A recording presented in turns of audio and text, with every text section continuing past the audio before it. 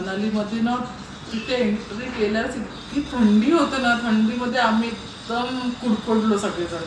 ते डिसेंबर जानेवारी जाऊ शकत नाही आपण तिथे. काय तू काय सांगते, डिसेंबरमध्ये जाऊ शकत नाही? अरे आम्ही डिसेंबरमध्ये स्वित्झर्लंडला गेलेलो, अजिबात थंडी नव्हती.